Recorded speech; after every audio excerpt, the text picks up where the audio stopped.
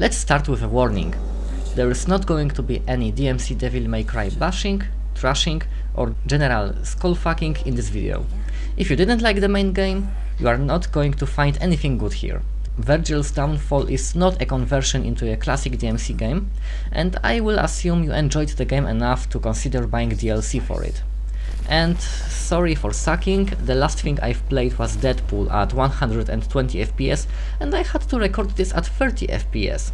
Meanwhile I usually get around 80. So, and I'm a bit out of practice.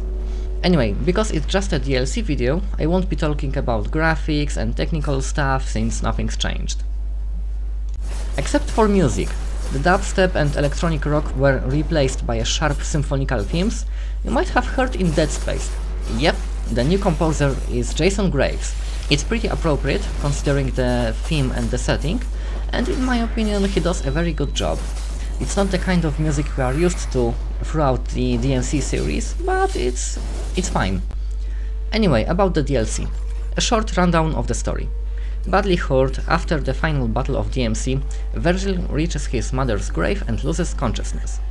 He falls into his own personal hell inside of his head, created during this near-death experience, a hell where he's haunted by his own anger, insecurities and mistakes he's made. He meets the darker part of his mind, Hollow Vergil, who guides him into hunting down and erasing 3 sources of his grief. That's the gist of it. It's pretty cool actually. The fact is that Vergil's mind right now is very fucked up. He's full of insecurities and imaginary demons, and the story part of the DLC shows it pretty well, especially in the unusual, drawn cutscenes which set the tone for the story. I think that while the story isn't all that special, it's executed pretty well and it's simple but interesting.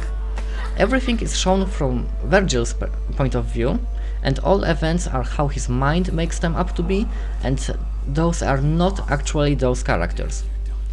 Dante, now that's a real man. You're weak, almost pitiful.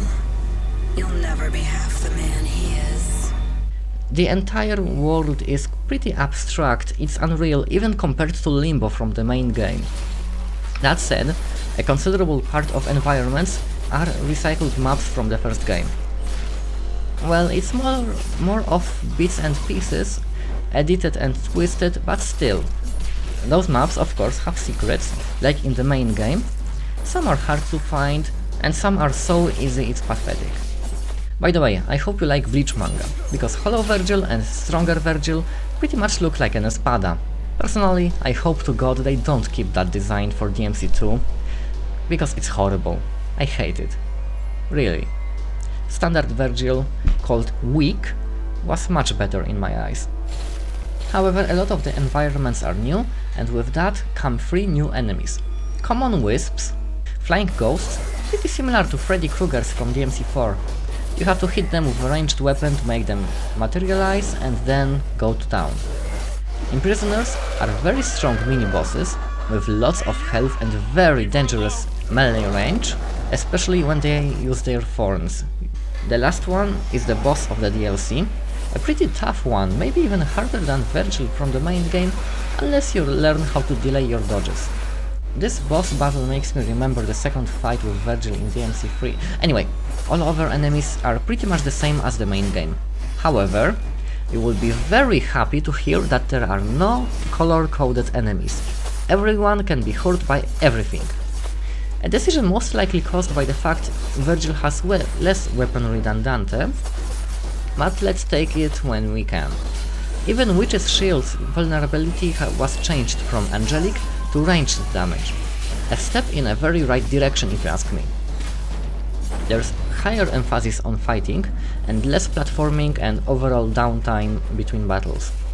Because of that, levels are shorter than the ones in the main game and more linear.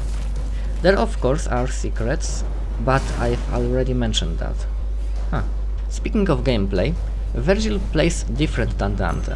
He feels more stiff, it's harder to aim, you can't just dodge out of many moves, you need a better timing and situational awareness. Overall, he requires a higher skill level than Dante, and plays a lot like a trickster character from original DmC games. His dodge is basically a trickster dash, and angelic as well as demonic whips were replaced with teleporting swords, much like Minato's technique from Naruto manga. It works the same as whips, except it's faster, and even instant if the enemy has a sword lodged in him, and has an unlimited range as well. Looks very cool to me, and separates Vergil's style from Dante's, even if it's mostly a cosmetic change. However, this encourages a very frequent demonic pull spam. If you do it, you will always have someone to beat on. Other than that, he's only got 2 weapons, Yamato, which we all know and love, as well as summoned swords, that to replace pistols as a ranged weapon. You can throw them while moving, by the way. Angelic and demonic weapon modes are still present, however, besides giving Yamato a slight glow, all they do is give you another set of combos and enable a specific teleport. This means Vergil overall has less combos than Dante, 3 sets instead of 5. Since combos in DmC are very streamlined, execution is nearly identical. Many moves are similar to Dante's, however the strength separation between angelic and demonic is gone, and combos similar to either have been shuffled. For example, Demonic Axe Throw, a regular attack, has been translated into Angelic Air Special.